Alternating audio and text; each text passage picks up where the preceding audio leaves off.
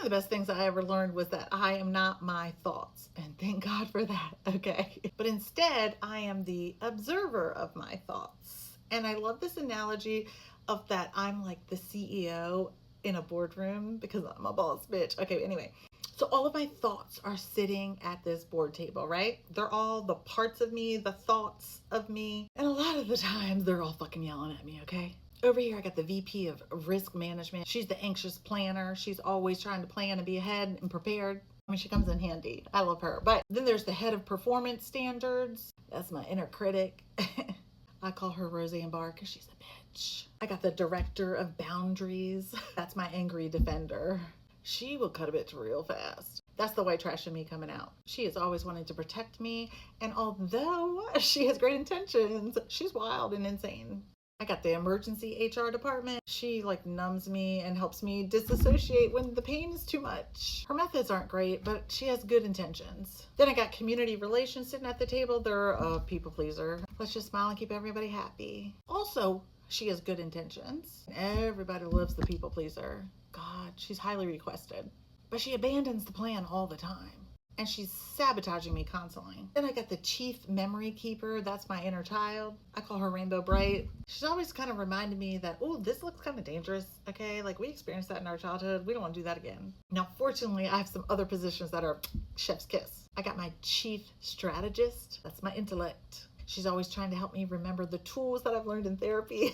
The problem is her voice just isn't loud enough. Okay, but we're getting there. Then I have Chief of Internal Wisdom. She's my wise self, and I like to refer to her as Maya Angelou because damn, nobody can set me straight quick like Maya Angelou could.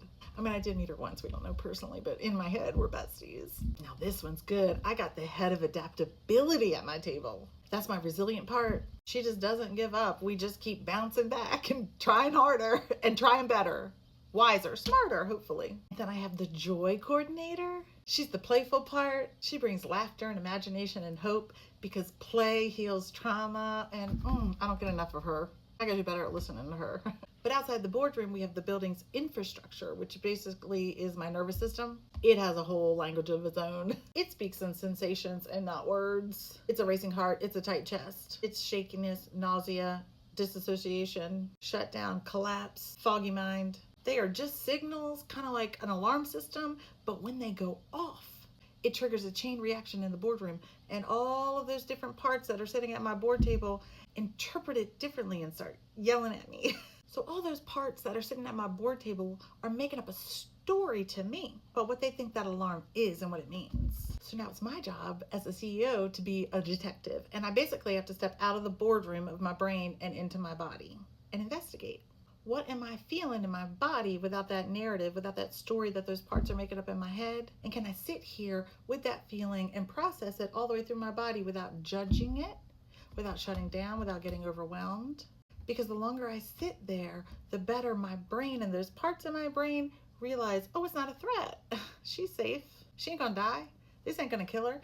And then every time you keep doing that, you keep coming back to your body and sitting with that pain and letting it process until it leaves. It does neuroplasticity. It rewires your brain so that the next time that that feeling happens in your body, it doesn't send an alarm to your head that this might be dangerous. And you start to realize that your feelings in your body aren't always dangerous and they're not something to be afraid of. So my job as a CEO is to go up into the boardroom with all those parts when they start screaming and to comfort them, to give them some self-compassion, to chill them out, let them know I'm going to take care of it. They're not going to take over. I'm the boss.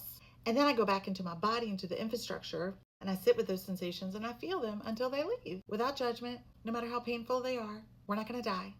And that builds our capacity to handle hard feelings. So you're not your thoughts, you're the observer, and you get to decide what to do with them. Good luck.